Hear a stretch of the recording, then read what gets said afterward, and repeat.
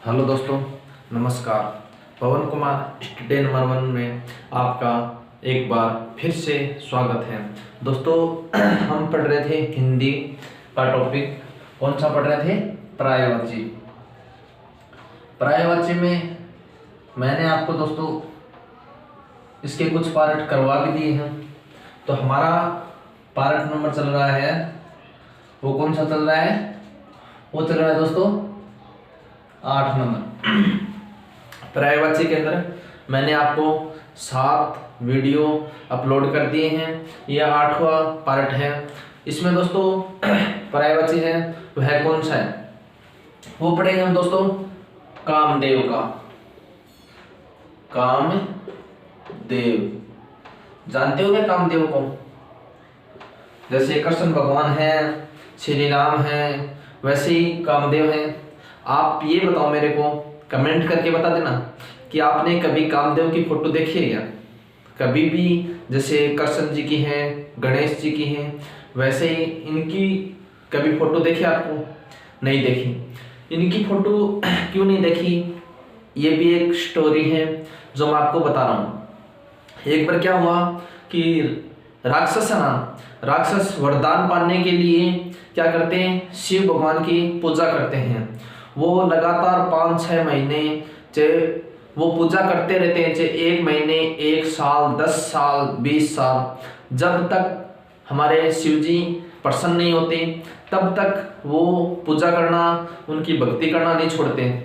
और हमारे शिव जी, भोले शंकर जी इतने भोले हैं कि वो बहुत जल्द ही प्रसन्न हो जाते हैं।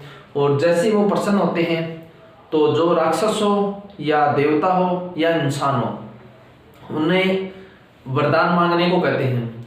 अब राक्षस है, वो राक्षस जैसे ही मानो शिव जी प्रसन्न हुए, उनके सामने प्रकट हुआ। प्रकट होते ही बोले, मांग बस, क्या मांगता है तुम मुझसे? किस लिए इतनी कठिन भक्ति कर रहा है? तो राक्षस खड़ा हुआ और बोला, हे प्रभु, मुझे अमर होने की आप वरदान दे दीजिए।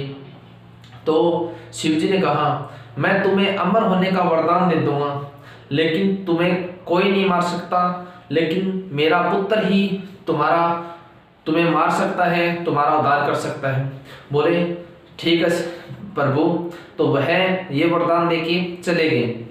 और शिव जी अपनी जो हिमालय पर्वत है वहाँ भक्ति लीन में चले गए। शिव जी भक्ति करते हैं तब पता नहीं चलता, 5-10 साल, कितने लंबे लंबे तक चले जाता है टाइम, और वो अपनी भक्ति नहीं छोड़ते हैं।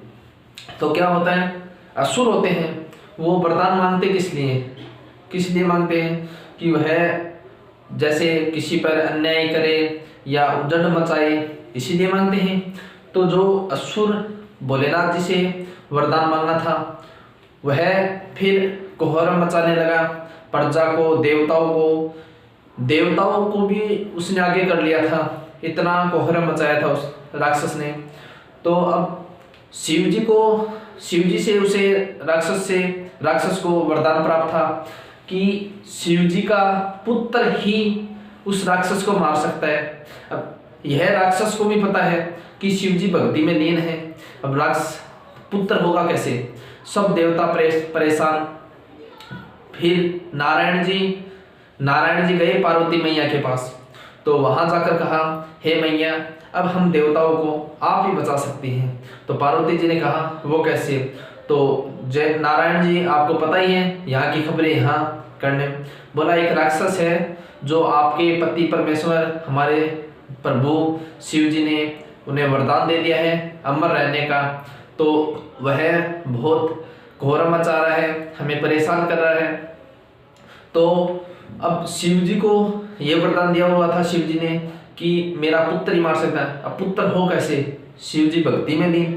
तो उन्होंने एक तरीका निकाला, और जो कामदेव जी हैं, हम पर्यायवाची पढ़े कामदेव जी का, इन कामदेव जी को आगे किया और उन्होंने कहा कि आप ही हमारी मदद कर सकते हो, और शिव जी को भक्ति से आप विलंब डाल सकते हो, उनको भक्ति से उठा सकते हो।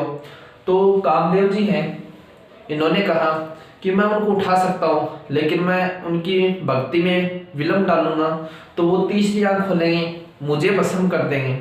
उसकी गारंटी कौन लेता है? तो माता पार्वती जी ने वह कहा था कि 20 चीज की गारंटी मैं लेती हूँ, मेरे पर छोड़ दे वह चीज। जैसे ही वह जो कामदेव जी हैं शिव हिमालय पर गए और एक दो डुबके मारे तो इतने शिव जी जाग गए, अपनी भक्ति से उठ गए। जैसे उठे बताते हैं पहली बार अपनी तीसरी आंख खोली और खोलते ही कामदेव जी भस्म, और खोलते ही भस्म हो गए। तो पार्वती जी ने कहा, हे महाराज आपने ये क्या किया? तो उन्होंने कहा क्या हुआ कि इन आपको उठाने के लिए मैंने कहा था और इनको मैं वचन भी दे चुकी हूँ, तो और ये आपको इसलिए उठा रहा था कि आप जिस राक्षस को वरदान दे के आए वो सभी देवताओं को, प्रजाओं को, सभी को परेशान कर रहा है, तो आपकी भक्ति में विलम्ब डालने के लिए हम सभी देवताओं ने आपको कामदेव जी को भेजा था और इनको मैं वचन दिया था कि आपको कुछ नहीं हो सकता। तो शिव जी कहते हैं कि हे पार्वती अब तो कुछ नहीं हो सकता, इसका शरीर है वो जल चुका है, लेकिन मैं ये वरदान देता हूँ कि कामदेव जी को सभी मन के अंदर पूजे जाएंगे और इनकी जो है वो शरीर तो बाहर नहीं सकता। तो इसीलिए कामदेव जी हैं को वरदान मिला था कि ये सभी के मन में बसेंगे। अब कामदेव जी मन के अंदर ऐसे बसते हैं कि कई तो उल्टे काम कर देते हैं, ऐसे ऐसे कि बाड़ ऊपर कुदा देते हैं। तो दोस्तों कामदेव जी की ये स्टोरी थी, मैंने आपको बता दी। अच्छी लगी तो कमेंट करके जरूर बताएं। हम पढ़ते हैं कामदेव जी के पर्यायवाची। इनके कामदेव जी हैं, इनके क्या क्या पर्यायवाची हैं? इनके पर्यायवाची हैं दोस्तों अनंग।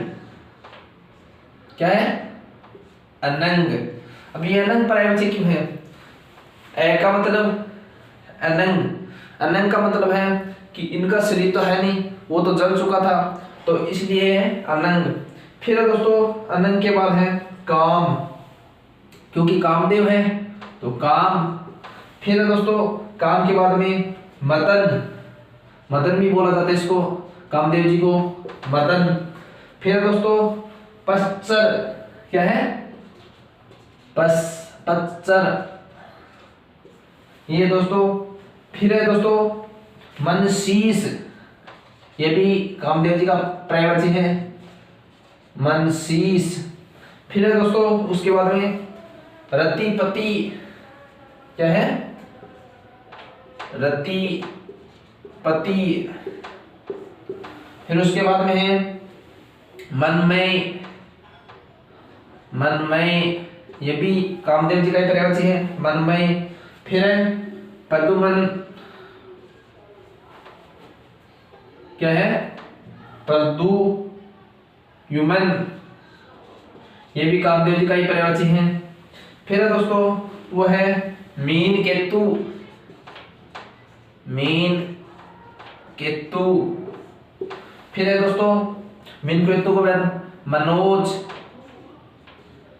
मनोज जिसका नाम है जिस बच्चे का, वो उसका पर्यायवाची होगा कामदेव जी का पर्यायवाची। अब वो कैसे होगा सर? जैसे हम इसकी संधि करते हैं तो इनका क्या हुआ?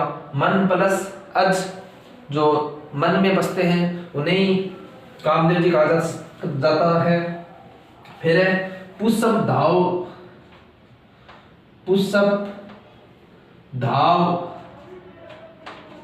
पुष्प धावा, ये सब क्या है? इसके कामदेव जी के पर्यायवाची हैं।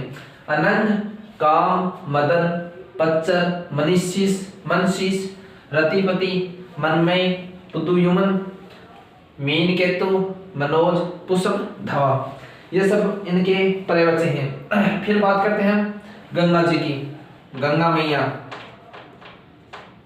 गंगा मैया। स्टोरी तो इनकी बहुत है, बताते हैं, बताएंगे आपको अलग अलग डिटेल में, तो वीडियो बहुत लंबा हो जाएगा, इसलिए इनका सीधा पर्यायवाची बता देता हूँ। क्या क्या है इनका पर्यायवाची? है भागीरथी।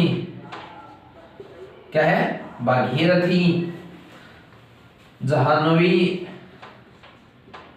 ये भी इसी का पर्यायवाची है, जाह्नवी। फिर है मंदाकिनी, मंद बंद चलती है, मंदाकिनी। फिर है दोस्तों देव नदी, देव नदी, ये सब इन्हीं के पर्यायवाची हैं। भागीरथी, जाह्नवी, मंदाकिनी, देव नदी। फिर उसके बाद है विष्णुपदी, क्या है विष्णुपदी, ये भी इन्हीं का पर्यायवाची है। फिर है सुरसरी, सुर का मतलब देवता होता है, सुरसरी, ये भी इसी का पर्यायवाची है। फिर है दोस्तों जहनु तन्या, जहनु तन्या, ये दोस्तों इन्हीं के पर्यायवाची हैं।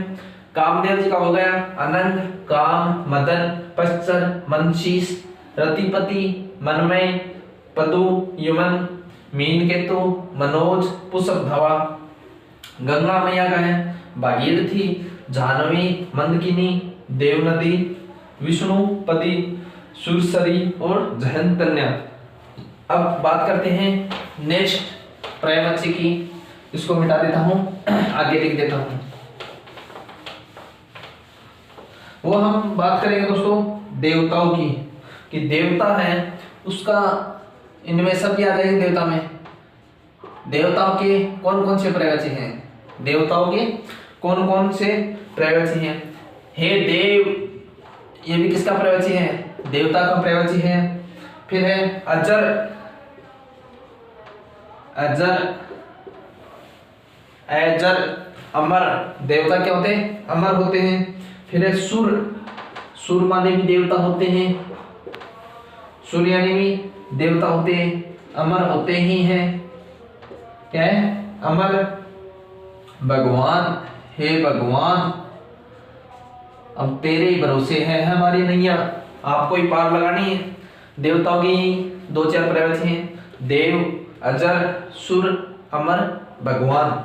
फिर बात करते हैं दोस्तों नरक की, किसकी बात करते हैं, नरक की। हम कहते नहीं कि स्वर्ग में गया है कि नरक में गया है, चलो आपको नरक की यात्रा कराते हैं कि कैसा क्या क्या बोला जाता है। नरक को बोला जाता है यमपुर, यम आपको पता ही कौन होता है, तो उसका पुर, उसका गांव यमपुर। फिर दोस्तों यमलोक, यमलोक, यमलोक। फिर है दुर्गति, अब ये तो आपको ही पता है कि वहां जाएंगे यमलोक में तो दुर्गति होनी तो निश्चित है। फिर बात करेंगे हम ब्रह्मा जी की, किन्हीं की बात करेंगे, ब्रह्मा जी की। ब्रह्मा जी को तो आप सब जानते ही हैं, इनकी तो बताने की आपको आवश्यकता नहीं है। चतुर, चतुरानन, क्या है, चतुरानन। चतुरानन क्यों बोला जाता है, इनके चार सिर हैं, तीन साइड में हैं, चौथा दिखता नहीं, तो क्या है चतुरानन, चार सिर वाले। फिर है हिरण्य गर्भ,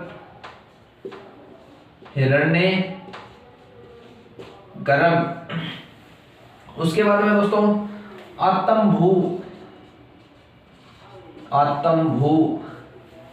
उसके बाद में दोस्तों लोकेश, जिस बच्चे का लोकेश नाम है उसका पर्यायवाची क्या होगा, उसका पर्यायवाची होगा ब्रह्मा जी का पर्यायवाची। लोकेश का संधि विच्छेद करते हैं तो भी क्या होता है, लोक प्लस ईश, जो लोक का ईश है उसे कहते हैं लोकेश। लोक, लोक देवताओं का पति लोकीश, लोकेश।